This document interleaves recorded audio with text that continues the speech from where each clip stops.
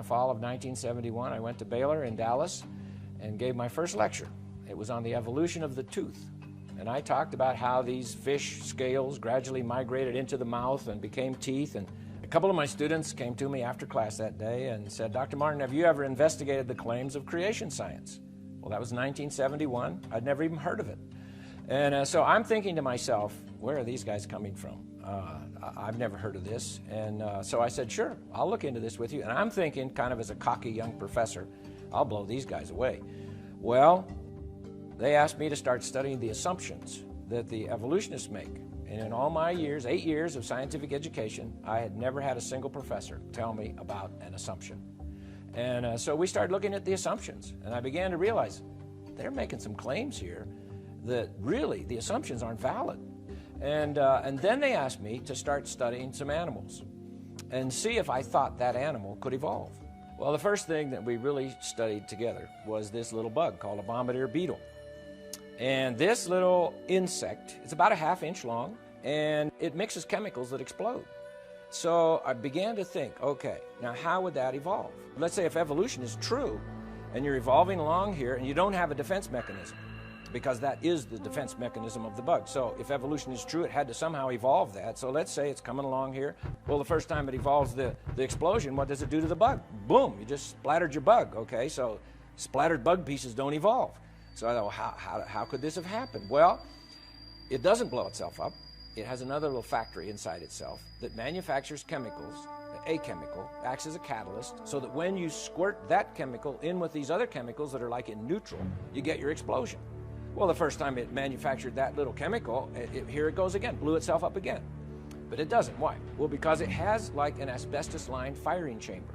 And even then it would blow itself up if it didn't have somewhere for the explosion to go. So it has like twin tail tubes.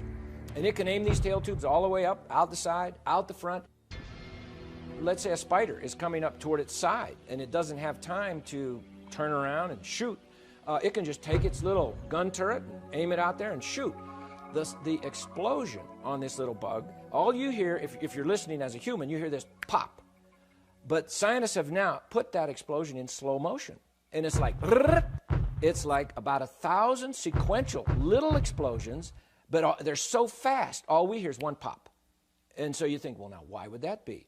Well, that was a curious thing for the scientists that study this little bug. A lot of them are at Cornell University, some other places. And what they discovered was that if it was just one big pop, the little bug, if he's shooting like a spider, let's say over here, and he goes whoop, bang, and shoots it, he's going to pop himself right out of there. It's like lighting a burner on a jet engine. So he's out of there. But as long as it is a sequential explosion with his little legs, he can hang on. How would evolution explain a sequential explosion?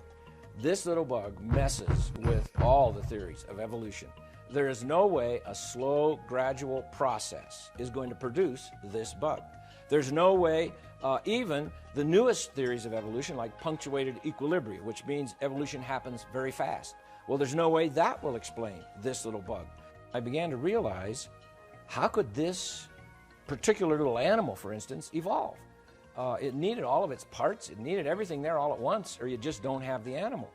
And my stomach started to churn, if I really want to be honest. And my wife would tell you, my stomach churned for 5 years. It took a 5-year struggle for me to begin to flip the way I think, from thinking in an evolutionary way to thinking in more this animal or little creature, little bug, whatever, was created fully formed, just like it is.